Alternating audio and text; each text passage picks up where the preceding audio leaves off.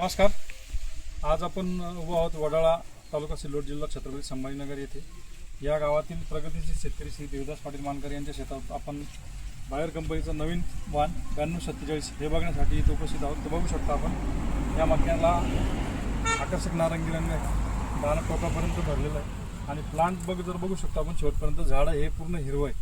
म्हणजे मक्का मोडणीसाठी सोपा आहे आणि मोडणीला आलेला आहे. तरीसुद्धा या मक्यामध्ये पाला पूर्ण हिरवा असल्यामुळे दाना टोकापर्यंत मदत होते. दाण्याला रंग आकर्षक नारंगी प्राप्त होतो आणि या दाण्यामध्ये कुठल्या प्रकारची आडी पडली तुम्हाला दिसत नाही. आपण बघू शकतो की तुम्ही बघा माझ्या मागे येऊन बघू शकता आपण की हा पूर्ण प्लॉट जो आहे, पूर्ण प्लॉट तुम्हाला हिरवा दिसेल. जिथं आपण जे क्षेत्र कापून दाखवलं आहे त्याच्यामध्ये पूर्ण एकसारख्या कणसांचं प्रमाण तुम्हाला जास्त भेटणार आहे. सारख्या कणसांचं प्रमाण जास्त त्यामुळे एकरी उत्पन्नाची वाढ आपल्यामध्ये याच्यामध्ये गॅरंटीने बघायला भेटेल.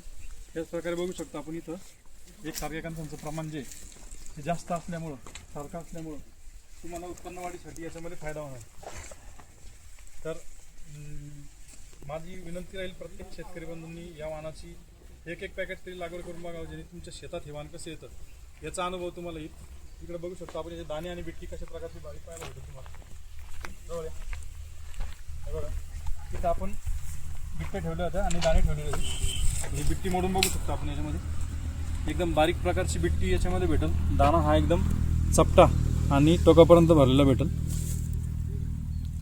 तर बिट्टी सुद्धा लहान जे आपण शिलिंग पर्सेंटेज म्हणू शकतो. शिलिंग पर्सेंटेज मक्याचं चांगलं राहील. बारीक प्रकारची बिट्टी, ठोकळ प्रकारचा दाणा, जेणेकरून दाण्याला वजन जास्त प्राप्त होतं आणि उत्पन्नाच्या रूपात तुम्हाला चांगली भर पडते. तर एकच विनंती राहील की सर्व शेतकरी बंधूंनी सगळ्या प्रकारच्या जमिनीमध्ये सूट होणार बायर कंपनीचं नवीन वाण 9247 एक वेळेस निश्चित लावून बघा.